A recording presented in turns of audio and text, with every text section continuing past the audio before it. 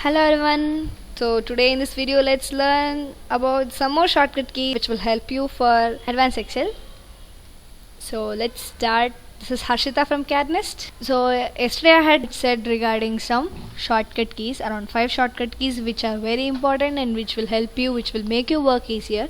Today let us go through some more shortcut keys which will also make your work easier.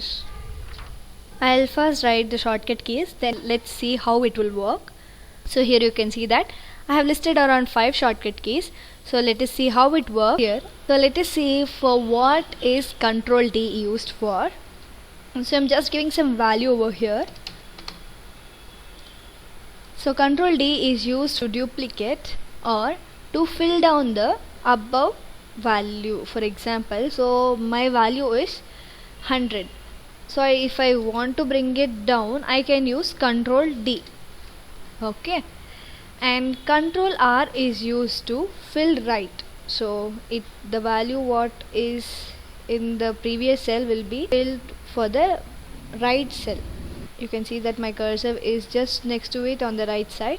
So I used Control R and the value was copied. Next, Control F1. So Control F1 is used for hide the ribbon. Control F1. So you can see that my ribbon got hidden.